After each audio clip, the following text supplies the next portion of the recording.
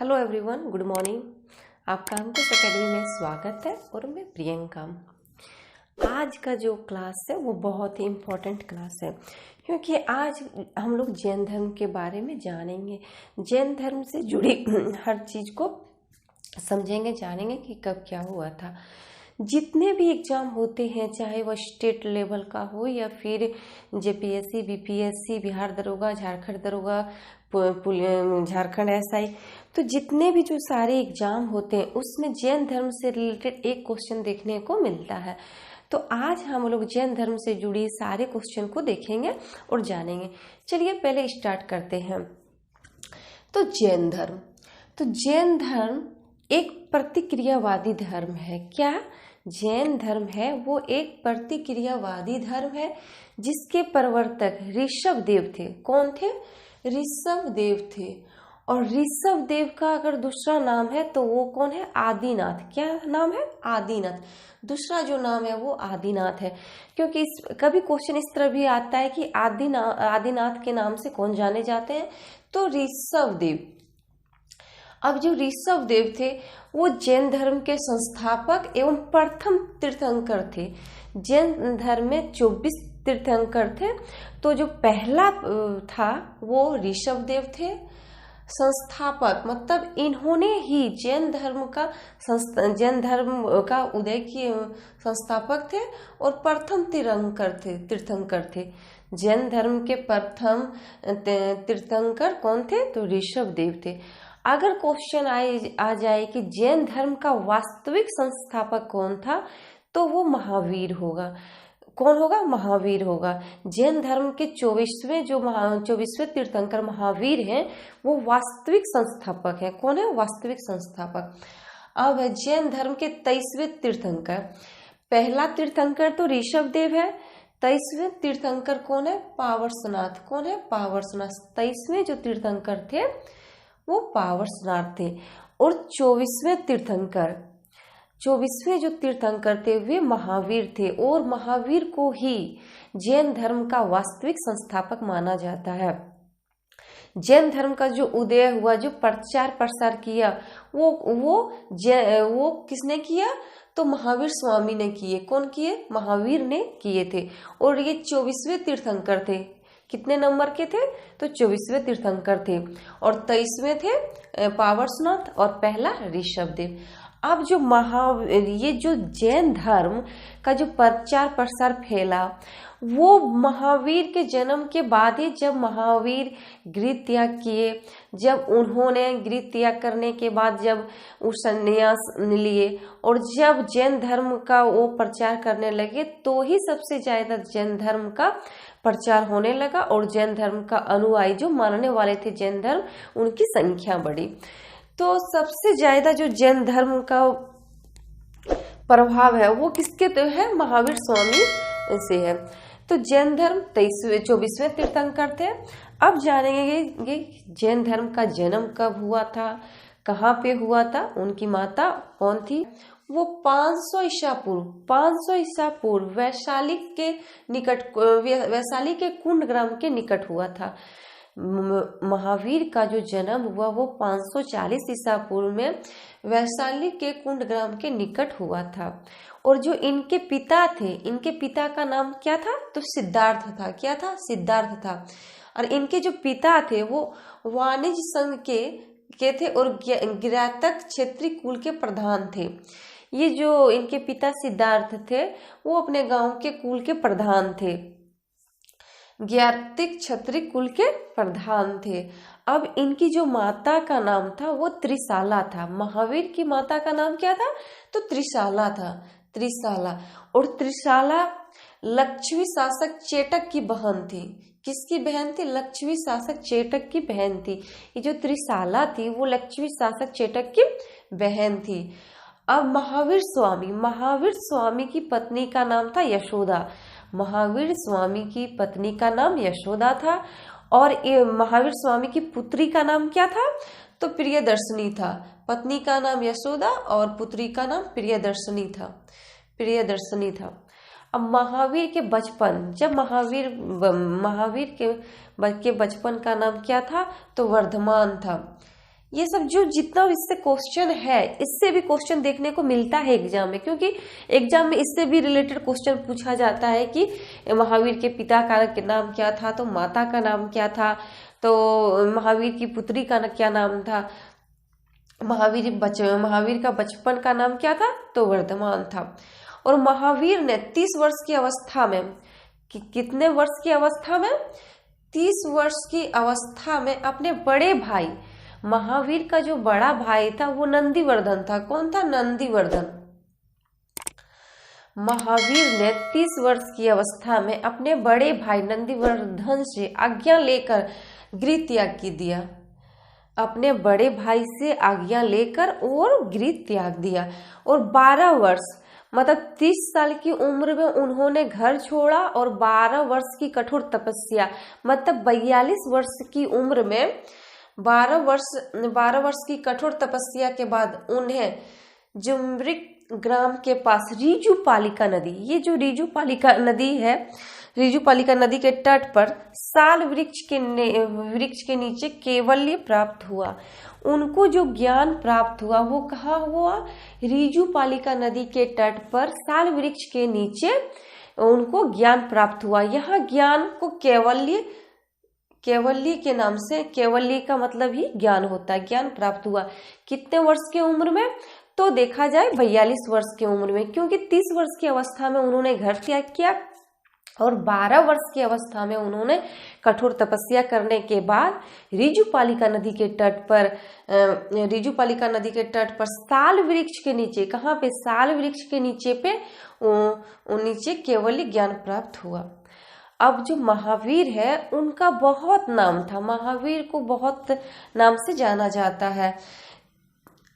क्या था? अग्रित, फिर निग्रंथ, केवलिन और नाथपूत। ये जो 4 नाम है, 4 नाम महावीर का और 4 नाम से भी जाना जाता है, निग्रंथ, केवलिन और नाथपूत। ये सब ये नाम से महावीर को जाना जाता है। अब महावीर का जो निधन हुआ वो कितनी उम्र में हुआ? तो महावीर का जो निधन हुआ वो 72 वर्ष की आयु में, कितनी वर्ष की आयु में? 72 वर्ष की आयु में 468 ईसा पूर्व में। कब? 468 ईसा पूर्व में। कहाँ पे? पावापुरी में। कहाँ? पावापुरी में। मल के शासक, वहां जो मल था सुस्तपाल के राज्य में हुआ। ये जो महावीर का मृत्यु हुआ वो 72 वर्ष की आयु में 468 ईसा पूर्व में पावापुरी में मल के शासक सुस्तपाल के राज्य में हुआ। कहाँ? सुस्तपाल के राज्य में हुआ। ये क्वेश्चन बहुत इंपॉर्टेंट है कि महावीर की मृत्यु किसके शासक राज्य में हुआ था? तो सुस्तपाल के राज्य में हुआ था। कहाँ पे? पावापुरी में। ये महावीर से रिलेटेड क्वेश्चन है कि उनका जन्म कब हुआ, उनको ज्ञान कब प्राप्त हुआ, उनको ज्ञान कहाँ प्राप्त हुआ, इससे भी क्वेश्चन देखने को मिलता है। अब आते हैं कि जैन धर्म की जो उत्पत्ति हुई वो जीन से हुई। जैन धर्म की जो उत्पत्ति हुई वो जीन से हुई, और जीन का मतलब है विजेता। क्या है? विजेता। जैन धर्म की उत्पत्ति जीन से हुई, जिसका अर्थ है विजेता। अब कभी कभी क्वेश्चन आजकल डीप में जाके एग्जाम में देखने को मिलता है कि डीप से पूछा जाता है। इसमें जैन धर्म में 24 तीर्थंकर थे। कितना थे? टोटल 24। कभी कभी क्वेश्चन में आता है कि अगर आप एग्जाम की तैयारी करते हैं तो 1 से 5 तीर्थंकर इधर का याद रखिए, और फिर 23 नंबर, 24 नंबर, नहीं 22 नंबर, 23 नंबर और 24 नंबर, ये फिर उधर 3 होगा, याद रखिए। क्योंकि आजकल जो क्वेश्चन एग्जाम में देखने को मिलती वो थोड़ा डीप से उठा के क्वेश्चन सेट किया जाता है, तो आप लोग को भी उसी तरह तैयारी करना है। तो पहले जो तीर्थंकर थे वो तो ऋषभदेव थे। कौन थे? ऋषभदेव। दूसरे नंबर पे कौन थे? अजीतनाथ। दूसरे नंबर पे अजीतनाथ। दूसरे नंबर पे कौन थे? अजीतनाथ। तीसरे नंबर पर संभवनाथ। कौन थे?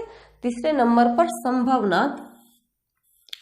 और चौथे नंबर पर अभिनंदन थे। चौथे नंबर पर अभिनंदन और 5वें नंबर पर सुमितनाथ। ये जो इधर फर्स्ट का 5 गो है, 5, ये आपको याद रखना होगा। पहला है ऋषभदेव, दूसरा अजीतनाथ, तीसरा संभवनाथ, चौथा अभिनंदन और पांचवा सुमितनाथ। अब फिर 22 नंबर का अरिष्टनेमी 22 का जो अरिष्टनेमी और 23 नंबर में फिर पार्श्वनाथ और 24वें में महावीर। सबसे लास्ट जो तीर्थंकर थे वो महावीर ही थे। 22 में कौन है? अरिष्टनेमी, पार्श्वनाथ और महावीर। ये जो ऋषभदेव और अरिष्टनेमी हैं, ये दो ऐसे तीर्थंकर थे जिसका उल्लेख ऋग्वेद में किया गया है। किसमें किया गया है? ऋग्वेद में किया गया है। किसका? ऋषभदेव और अरिष्टनेमी। अरिष्टनेमी कितने नंबर के तीर्थंकर थे? तो 22 नंबर के थे। तो ये दोनों का उल्लेख ऋग्वेद में किया गया है। अब नेक्स्ट क्वेश्चन, जो जैन धर्म के थे, जैन धर्म के त्रिरत्न थे, जैन धर्म के त्रिरत्न थे जिनके द्वारा ही मोक्ष प्राप्त किया जा सकता था। जैन धर्म के त्रिरत्न थे और जिसके द्वारा मोक्ष प्राप्त किया जाता था। क्या क्या था? समक्य दर्शन, समक्य ज्ञान और समक्य आचरण। ये भी क्वेश्चन बहुत इंपॉर्टेंट है कि जैन धर्म के त्रिरत्न कौन कौन है? समक्य दर्शन, समक्य ज्ञान और समक्य आचरण, ये 3 थे। अब है पहले 4 महावर्त। पहले 4 जो महावर्त था वो पार्श्वनाथ के द्वारा जोड़ा गया और पांचवा जो महावर्त था वो महावीर द्वारा जोड़ा गया। पहले जो महावर्त 4 था वो पार्श्वनाथ के द्वारा जोड़ा गया। क्या क्या जोड़ा गया? अहिंसा, सत्य, अस्तेय और अपरिग्रह। 4 जो ये महावर्त है, अहिंसा, सत्य, अस्तेय और अपरिग्रह, ये किसके द्वारा जोड़ा गया? तो पार्श्वनाथ के द्वारा जोड़ा गया। और 5वां महावर्त, ये जो 5वां महावर्त है ब्रह्मचर्य, ये महावीर द्वारा जोड़ा गया। ये भी क्वेश्चन बहुत इंपॉर्टेंट है कि 5वां महावर्त किसके द्वारा जोड़ा गया? तो महावीर द्वारा जोड़ा गया। कभी कभी महावीर द्वारा 5वां वर्त क्या जोड़ा गया था? तो ब्रह्मचर्य जोड़ा गया था। अब है कैवल्य। जो कैवल्य है उसका मतलब तो ज्ञान है। ज्ञान प्राप्ति के बाद जब महावीर को ज्ञान प्राप्त हुआ तो सबसे पहले वो अपना प्रथम उपदेश राजगीर में विपुलाचल पहाड़ी पर वाराकर नदी के तट पर दिया। जब महावीर को ज्ञान प्राप्ति हुआ तो सबसे पहले जो उपदेश दिए वो राजगीर में विपुलाचल पहाड़ी पर वाराकर नदी के तट पर दिया। कहाँ पे दिया? विपुलाचल पहाड़ी पर वाराकर नदी। सबसे पहले राजगीर में। कहाँ दिया? तो राजगीर में दिया। विपुलाचल पहाड़ी पर वाराकर नदी के तट पर दिया। अब है जमाली। ये जो जमाली है ये महावीर के दामाद थे। ये जो जमाली है वो महावीर के दामाद थे और इनके प्रथम शिष्य बने। इनके ही दामाद इनके प्रथम शिष्य बने। किसके? महावीर के। और चंदना महावीर की प्रथम भिक्षुणी बनी। चंदना महावीर की प्रथम भिक्षुणी बनी। ये जो चंदना है वो महावीर की प्रथम भिक्षुणी बनी। और महावीर के जो प्रधान शिष्यों की जो संख्या थी वो कितना थी? 11। महावीर के प्रधान शिष्यों की संख्या 11 थी, जिन्हें गंधर कहा जाता था। कि क्या कहा जाता था? गंधर कहा जाता था। और महावीर ने प्राकृत भाषा में धर्म का प्रचार किया। महावीर ने जो उपदेश दिया या अपने धर्म का, जैन धर्म का प्रचार प्रसार किया, वो किस भाषा पे किया? तो प्राकृतिक भाषा पे किया। प्राकृत भाषा पे किया। किस पे? प्राकृत भाषा में अपना प्रचार किया धर्म का। और जैन धर्म के प्रचार के लिए पावापुरी में एक संघ की स्थापना की गई। जैन धर्म का प्रचार प्रसार करने के लिए पावापुरी में एक जैन संघ की स्थापना की गई। कहाँ पे? तो पावापुरी में। और जब महावीर की मृत्यु कब हुई थी? तो 72 वर्ष की आयु में 468 ईसा पूर्व में जब उनकी मृत्यु हो गई तो जैन धर्म का जो अध्यक्ष, मृत्यु के बाद जो अध्यक्ष बना वो कौन बना? सुधर्मन। महावीर की मृत्यु के बाद सुधर्मन जैन धर्म का अध्यक्ष बना। कौन बना? जैन धर्म का अध्यक्ष। धर्म का विभाजन कैसे हुआ? जैन धर्म का विभाजन कैसे हुआ? तो हेमचंद्र के अनुसार परिशिष्ट पर्वन, ये जो परिशिष्ट पर्वन हेमचंद्र की किताब है उसमें उल्लेख किया गया है कि मगध में 12 वर्षों का अकाल पड़ा। कहाँ पे? मगध में 12 वर्षों का अकाल पड़ा। तो कुछ जैन धर्म के अनुयायी भद्रबाहु के नेतृत्व में श्रवणबेलगोला कहाँ पे? कर्नाटक में। वो कुछ वहां पे चले गए, किसके नेतृत्व में? भद्रबाहु के नेतृत्व में। और कुछ स्थूलभद्र के नेतृत्व में यहीं पे रुक गए। कहाँ पे? यहीं पे रुक गए। और जब अकाल समाप्त हुआ तो भद्रबाहु और उनके समर्थक श्रवणबेलगोला से लौटकर यहाँ पे आए। तो यहाँ पे स्थानीय लोगों और उनके बीच कुछ ये विवाद हो गया, जिसमें ये पता उनको लगा कि ये लोग जैन धर्म का पालन नहीं किए। तब जैन धर्म का विभाजन हो गया और स्थूलभद्र की अध्यक्षता में इसका दो भाग हो गया। एक श्वेतांबर कहलाने लगा और दूसरा दिगंबर कहलाने लगा। तो अब जानेंगे कि प्रथम जैन संगीति जो हुआ वो कब हुआ। तो प्रथम जैन संगीति 300 ईसा पूर्व के लगभग में हुआ। कब हुआ? 300 ईसा पूर्व के लगभग में हुआ। और इसके अध्यक्ष भद्र कौन थे? स्थूलभद्र। इसके जो अध्यक्ष थे वो स्थूलभद्र थे। और स्थान, ये जो प्रथम जैन संगीति हुआ था वो कहाँ हुआ था? तो पाटलिपुत्र में हुआ था। कहाँ हुआ था? पाटलिपुत्र में। और किसके शासन काल में हुआ था? तो किसके शासन काल में हुआ था? तो चंद्रगुप्त मौर्य के शासन काल में। जो मौर्य वंश के संस्थापक हैं चंद्रगुप्त मौर्य, उनके शासन काल में प्रथम जैन संगीति सभा हुआ था। शासक चंद्रगुप्त मौर्य के शासन काल में। अब परिणाम, इसका जो परिणाम क्या हुआ? जब ये प्रथम जैन संगीति हुआ तो परिणाम हुआ कि ये जैन धर्म 2 भागों में बट गए, 2 शाखाओं में बट गए। जैन धर्म 2 शाखाओं में बट गए। एक श्वेतांबर कहलाने लगा और दूसरा दिगंबर कहलाने लगा। एक श्वेतांबर और दूसरा दिगंबर कहलाने लगा। अब दूसरी जो जैन सभा हुई वो कब हुई? 6ठी शताब्दी में। कब हुई? 6ठी शताब्दी ईस्वी में। 6ठी शताब्दी ईस्वी में।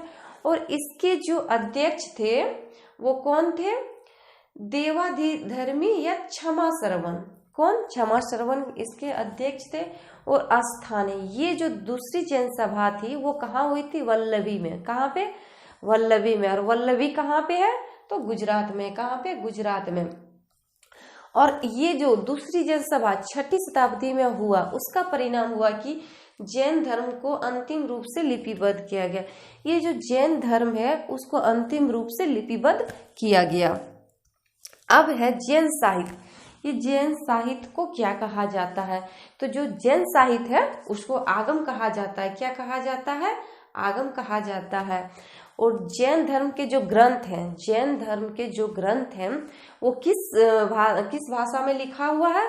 तो अर्धमागी भाषा में लिखा हुआ। अर्धमागी भाषा में लिखा हुआ है। जैन धर्म का ग्रंथ अर्धमागी भाषा में लिखा गया है। अब नेक्स्ट है भद्रबाहु। भद्रबाहु ने कल्पसूत्र को संस्कृत में लिखा। ये जो भद्रबाहु है इन्होंने कल्पसूत्र को संस्कृत भाषा में लिखा गया। किस भाषा में लिखा गया? संस्कृत भाषा में लिखा गया। ये सब जितना भी क्वेश्चन है, मोस्ट इम्पोर्टेंट क्वेश्चन है, यही सब एग्जाम में देखने को मिलता है। तो ये सब क्वेश्चन को अच्छे से देखिए। जो भद्रबाहु है वो कल्पसूत्र को संस्कृत भाषा में लिखे थे। किसने? तो भद्रबाहु ने। और जो भगवती सूत्र, ये जो कुछ जैन ग्रंथ है, कौन है? भगवती सूत्र। तो भगवती सूत्र, कल्प सूत्र, ये सब जैन ग्रंथ हैं। तो जो भगवती सूत्र है वो महावीर के जीवन पर प्रकाश डालता है। जो भगवती सूत्र है वो महावीर के जीवन पर प्रकाश डालता है। और जैन भिक्षुओं, जितने भी जैन के धर्म के मानने वाले थे, उनके जो नियमों का उल्लेख है वो किसमें है? आचारांक सूत्र में है। किसमें है? आचारांक सूत्र में है। जैन भिक्षुओं के आचार के नियमों का उल्लेख किसमें किया गया है? तो आचारांक सूत्र में किया गया है। और अनुवर्त सिद्धांत, ये जो अनुवर्त सिद्धांत है वो किस धर्म से संबंधित है? तो जैन धर्म से संबंधित है। अनुवर्त सिद्धांत किस धर्म से संबंधित है? तो जैन धर्म से संबंधित है। आपनी ये जैन धर्म का संप्रदाय था। जो आपनी है वो जैन धर्म का संप्रदाय था।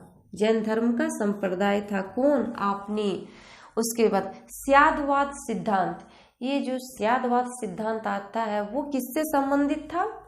इस तरह भी क्वेश्चन आता है क्वेश्चन कि स्यादवाद सिद्धांत किस धर्म से संबंधित है?